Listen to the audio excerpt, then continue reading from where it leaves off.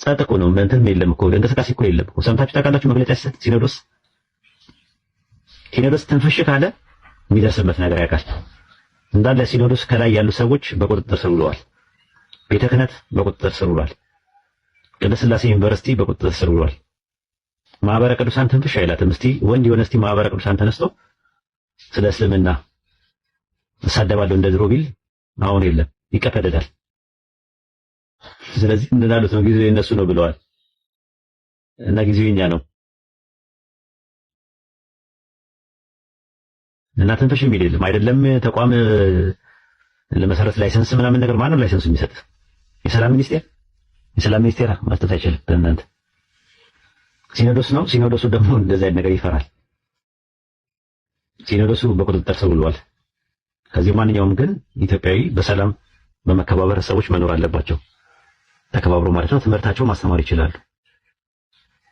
ሚዲያ ላይ እንደሚሳደቡት መሬት ላይ እሳደባለሁ ቢል ያው ይቀፈደዳል ማለት ነው።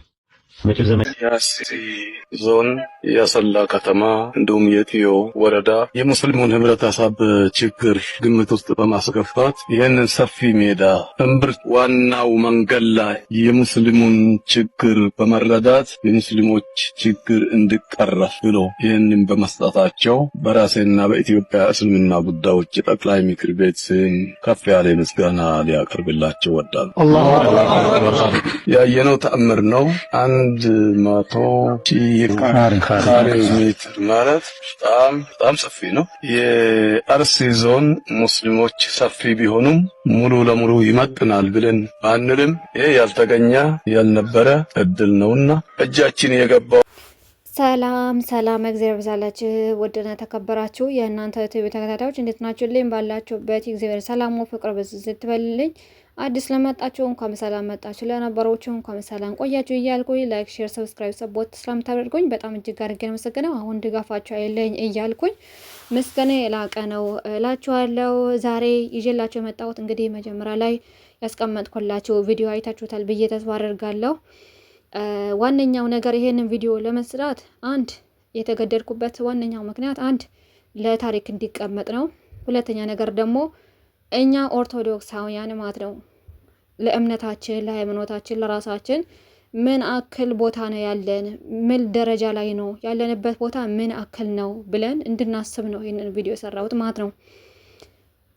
በተለይ አሁን ድምጽ ለአርሲ በተለያየ ቦታ ድምጽ እንላለን፣ ድምጽ እንላለን። ግን ይሄ ድምጽ እስከ መቼ ነው የሚቆየው? ነገ ዛሬ ጮኸን ነገ ራቆታችን ወተን በቲክቶክ ያለን አበባና ምንድነው ገን ምናምን የሚባለው ላይፍ ገን የሚባለው ለመቀበል ለመቸርሸር ሳንቲም ለመልቀም ነው፣ ፎሎ ለመልቀም ነው፣ ላይክ ለመልቀም ነው። ሌሎቻችን ደግሞ በአገር ቤት ያለን ደግሞ ራቆታችን ወተን ካልሆነ ቦታ ለጭፈራ ላለ ቦታ መገኘት ነው ስራችን። ቤተክርስቲያን ከመሄድ ይልቅ ጭፈራ ቦታ፣ ዳንኪራ ቦታ ለመገኘት ነው። ስለ ሃይማኖታችን መናገር ይቅርና ማንበብ ራሱ አንችልም። ስንቶቻችን ነው ስለ ሃይማኖታችን አንድ ሰው ቢጠይቀን ምን አክል ምላሽ የምንሰጠው ማለት ነው። እና ይህን ቪዲዮ ልሰራው የተገደድኩት የራሳችን እንድንመረምርበት ነው። አሁን መጀመሪያ ላይ ያስቀመጥኩላችሁ ቪዲዮ እስከ መጨረሻው አይታችሁ ያለውን ነገር እኛም ምን ጠጠር መጣር አለብን፣ እኛ የራሳችን አስተዋጽኦ ምን አድርገናል፣ የት ነው የምንገኘው የሚለው ነገር በደንብ ሚሞራይዝ እንድታደርጉ ነው ይህንን ቪዲዮ እየሰራሁት ማለት ነው። እስከ መጨረሻው አዳምጣችሁ እንግዲህ እግዚአብሔር አምላክ ከእንደዚህ አይነት ነገር ይጠብቀን። ሰው የራሱን ስራ እየሰራ ነው፣ እኛ ግን ተኝተናል ማለት ነው። መቼ እንደምንነቃ መድኃኔዓለም ነው የሚወቀው። ለማንኛውም እስኪ አዳምጣችሁ የራሳችሁን ውሳኔ የራሳችሁን እንድትመረምሩ ራሳችሁን እንድትጠይቁ እኔ ያለብኝ ኃላፊነት ምንድን ነው ብለን እንድናስብ ነው ይህንን ቪዲዮ እየሰራሁት ያለሁት። እና በዛው ደግሞ ላይክ፣ ሼር፣ ሰብስክራይብ ማድረጋችሁን ደግሞ አትርሱ። ሼር አድርጉት ይህንን ቪዲዮ ማለት ነው። ቢያንስ ብዙውን እንኳን ሙሉውን ሼር ማድረግ ማትችሉ ከሆነ የቆራረጣችሁ እንኳን ቢሆንም ወደ ቲክቶክ በተፈለጋችሁ ቦታ ላይ ሼር አድርጉት ማለት ነው። ምክንያቱም እያዳመጥን ያለ ነገር በጣም አስቸጋሪ ነገር ስለሆነ ማለት ነው። አስቸጋሪ ነገር ስለሆነ የራሳችን ምንድነው የሚባል ኃላፊነት መወጣት አለብን በተቻለን አቅም ማለት ነው። አዳምጣችሁ ራሳችሁን መርምሮ የራሳችሁን ጠጠር ጣሉ ልላችሁ ነው ይሄን ቪዲዮ እየሰራሁት ያለው። ወሬ ያላብዛባችሁ ወደ ቪዲዮ ማለት ነው። አመሰግናለሁ። ጸጥ እኮ ነው እንትን የለም እኮ እንቅስቃሴ እኮ የለም እኮ። ሰምታችሁ ታውቃላችሁ? መግለጫ ሲሰጥ ሲኖዶስ ትንፍሽ ካለ የሚደርስበት ነገር ያውቃል። እንዳለ ሲኖዶስ ከላይ ያሉ ሰዎች በቁጥጥር ስር ውለዋል። ቤተ ክህነት በቁጥጥር ስር ውሏል። ቅድስት ሥላሴ ዩኒቨርሲቲ በቁጥጥር ስር ውሏል። ማህበረ ቅዱሳን ትንፍሽ አይላትም። እስቲ ወንድ የሆነ እስቲ ማህበረ ቅዱሳን ተነስቶ ስለ እስልምና እሳደባለሁ እንደ ድሮ ቢል አሁን የለም፣ ይቀፈደዳል። ስለዚህ እንዳሉት ነው ጊዜው የነሱ ነው ብለዋል እና ጊዜው የኛ ነው እና ትንፍሽ የሚል የለም። አይደለም ተቋም ለመሰረት ላይሰንስ ምናምን ነገር ማነው ላይሰንስ የሚሰጥ? የሰላም ሚኒስቴር መስጠት አይችልም። በእናንተ ሲኖዶስ ነው። ሲኖዶሱ ደግሞ እንደዛ አይነት ነገር ይፈራል። ሲኖዶሱ በቁጥጥር ስር ውሏል። ከዚህ ማንኛውም ግን ኢትዮጵያዊ በሰላም በመከባበር ሰዎች መኖር አለባቸው። ተከባብሮ ማለት ነው። ትምህርታቸው ማስተማር ይችላሉ። ሚዲያ ላይ እንደሚሳደቡት መሬት ላይ እሳደባለሁ ቢል ያው ይቀፈደዳል ማለት ነው። መጪው ዘመን የእስላም ነው። አትጠራጠሩ፣ ምንም ጥርጥር የለውም። ጊዜው የኛ ነው ማለት ነው። መሬቱ ላይ በየክፍለ ሀገሩ ግንባታችንን እንቀጥላለን።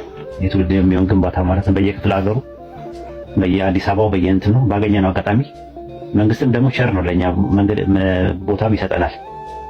በነፃ ነው እየሰጠን ያለው።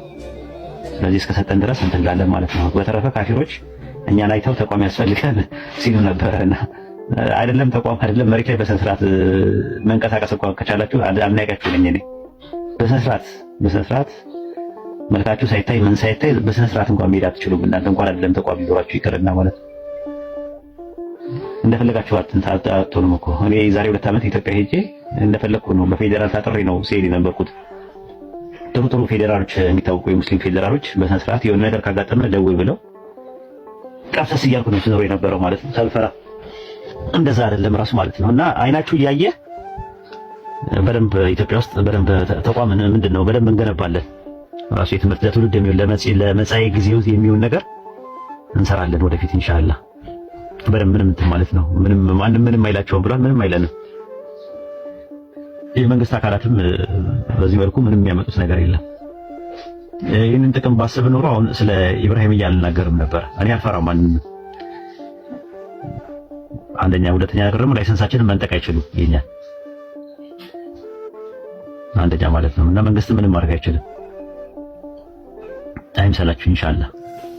ሁለት መንግስት ነው ያለው ማለት ነው ኢትዮጵያ እንደዛ ከሆነ። አዎ ሁለት መንግስት ነው ያለው። እዚህ የኢትዮጵያ ምድር ውስጥ በደንብ በስነ ስርዓት ኢንስታሌሽን እንዘረጋለን ማለት ነው። በደንብ ይዘረጋል፣ መስመሮች በደንብ ይዘረጋሉ፣ በደንብ ይገነባሉ ለትውልድ የሚሆኑ ነገሮች ማለት ነው። ማንም መናገር አይችልም፣ ያንን ነገር ምንም ማድረግ አይችልም ማለት ነው። ነገር ግን ያረጀና ያፈጀ የኦርቶ አማራ ፖለቲካ ግን ኢትዮጵያ ምድር ውስጥ አይቀጥልም። አትልፉ እንደዛ ማለት ነው። ገና ላይሰንስ ስትሉ ሄዳችሁ ላይሰንስ የምትሉት ሄዱና ሲኖዶሱን ተናገሩ ነው የምትባሉት። ሄዱና ሲኖዶሱን ጠይቁ ነው የምትባሉት። ሲኖዶሱ ደግሞ ቤተ ክህነት ማህበረ ቅዱሳን በማንስር አሁን እየተጨፈለቀ እንደሆነ እኔ ይህን ሰበር ዜና በጣም የሚገርም ነገር ነው። በነገራችን ላይ ሲኖዶሱ በቁጥጥር ስር ውለዋል የሚለው ሰበር ዜና በጣም ከባድ ነው እና ሲቀጥልም ያው ኢትዮጵያ ውስጥ በመሬት በነፃ መንግስት እያደላችሁ ከሆነ ያው ኢትዮጵያ ሰልማለች ማለት ይቻላል። እንደዛ ሆነ ባጭሩ እስልምና ተቀብላለች እች ሀገር ማለት ይቻላል። እንደዛ ከሆነ መንግስቱም በዚህ ልክ ለእናንተ በጣም እንትን እያገለገለ ከሆነ እኔ በጣም ከባድ ነው። በረካቱ ወአለይኩም ወራህመቱላሂ ወበረካቱ። ያሲ ዞን የአሰላ ከተማ እንዲሁም የቲዮ ወረዳ የሙስሊሙን ህብረተሰብ ችግር ግምት ውስጥ በማስገባት ይህንን ሰፊ ሜዳ እምብርት ዋናው መንገድ ላይ የሙስሊሙን ችግር በመረዳት የሙስሊሞች ችግር እንዲቀረፍ ብሎ ይህንን በመስጠታቸው በራሴና በኢትዮጵያ እስልምና ጉዳዮች ጠቅላይ ምክር ቤት ከፍ ያለ ምስጋና ሊያቀርብላቸው ወዳል። ያየነው ተአምር ነው።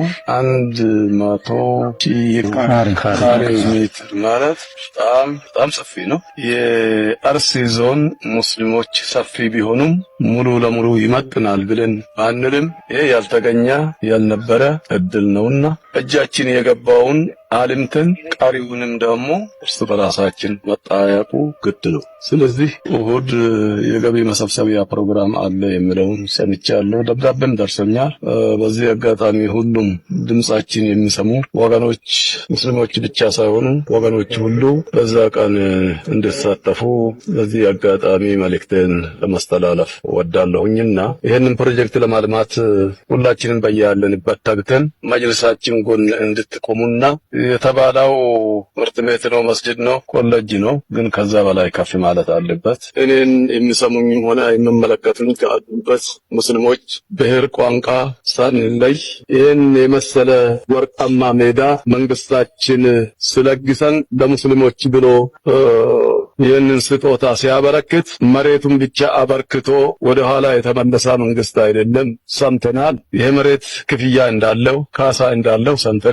የዚህን ካሳ ግማሹን እኔ እችላለሁ ብሎ የተከበረ ካንትባችን ያሰላ ካንትባ ቃል እንደገቡ ሁሉ ሰምቻለሁ።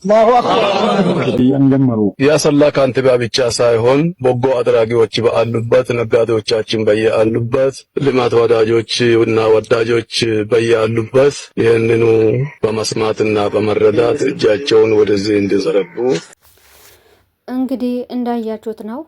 ቪዲዮ መጀመሪያ ላይ አስቀምጬላችኋለሁ። አላይ ደግሞ እናንተ እንድታዩት ነው ሼር ያደረኩላችሁ። ምክንያቱም እኛ ራሳችን እንድናስብ ነው ይሄንን ነገር ያደረኩት። ዋነኛው ነገር እኛ ራሳችን ጠጠር መጣል አለብን። ስለ ሃይማኖታችን ጠንቀቅ ማወቅ አለብን። ይሄንን ደግሞ ስላችሁ እንደራጅና ሰውን እንግደል፣ ሰውን አጥፋ፣ ሰውን ነገር መጥፎ ነገር እናደርግ ማለት አይደለም።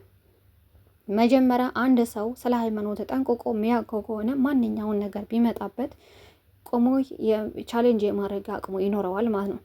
ሁለተኛ ነገር ደግሞ እኔም ሃይማኖትሽ አንቺም በሃይማኖት የሚባል ነገር ዘፈን ላይ ነው ያለው። በተረፈ እኛ ሴቶች ማለት ነው በተለያየ በኩል ስደተኞች ወጥተን ቻሌንጅ ይገጥመናል። በሃይማኖታችን በኩል በአሰሪዎቻችን በተለያየ በኩል ማለት ነው።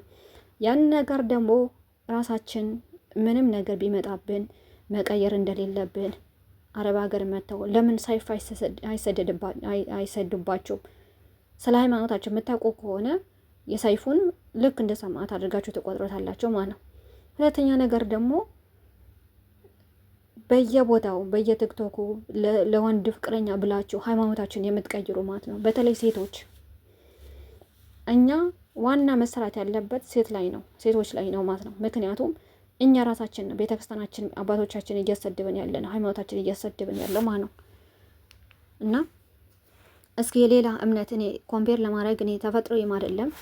ነገር ግን ስናይ አንድ ሰው ጥፋት ሲያጠፋ በብሎክ ነው የሚያጠናግሯቸው፣ በሪፖርት ነው አካውንታቸው የሚዘጓቸው፣ በስድብ ነው የሚያጠናግሯቸው። እኔ ስደው በብሎክ አሰናብቷቸው ወይም እንደዚህ አድርጓቸው ሳይሆን በመገሰጽ ያንን ሰው በማቅረብ የሚጨፍር ራቁቷን የምትሄድ ዓለማዊነት የምታዘነብል እህት ጓደኛ ካለን ወደኛ አስበን መንፈሳዊነት ነገር እንድትማር ማድረግ ነው የራሳችን ዋና ዓላማ ማለት ነው።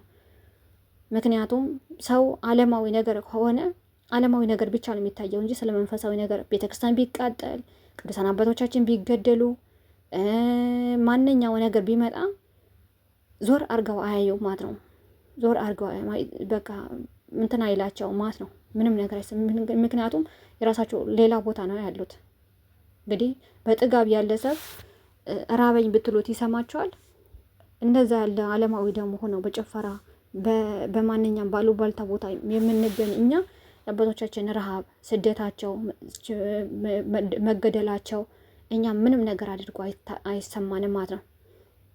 እና ወገኖቼ ዋነኛው ነገር ስለ ሃይማኖታችን ማጥናት፣ ስለ ሃይማኖት ብቻ አይደለም በማንኛውም ቦታ በሁለት ሰይፍ የተሳለ ሰይፍ መሆን መገኘት አለብን ማለት ነው። ቁርአን አንብቡ፣ መጽሐፍ ቅዱስ አንብቡ፣ ቁርአን አንብቡ። ምክንያቱም ጅብሪል የሚባልና እኛ ጋር ያለው ቅዱስ ገብርኤል አንድ አይደለም። ይሄንን ስታነቡ ነው የምትረዱት ማለት ነው። እነሱ የሚሉት የሱሃና እኛ የምንለው መድኃኒታችን ኢየሱስ ክርስቶስ እኩል አይደለም፣ አንድ አይደለም። እነሱ ጋር ያለችው መርየምና እኛ ጋር ያለችው ቅድስት ድንግል ማርያም አንድ አይደለም፣ በፍጹም አይገናኙ ማለት ነው። ይሄን ነገር መለየት የምንችለው ምንድን ስናደርግ ነው? ስናነብ ስናውቅ ብቻ ነው። አሁን ችግሩ ስለማናቅ እነሱ ጋር እኮ መርየም የምትባል እኮ አለች። እነሱ ጋር ኢየሱስ አላህ የሚሉት እኮ አንድ ነው። እኛ ጋር እነሱ ጋር እኮ ገብርኤል ጅብሪል የሚባል እኮ አንድ ነው አይደለም? በጭራሽ ማለት ነው። እነሱ ጋር አላህ የሚሉት ሁለት እጁ በቀኝ በኩል ያለ ነው። እግሩ አርሽ ላይ የረገጠ ነው። ወገብ ባት ያለው ነው።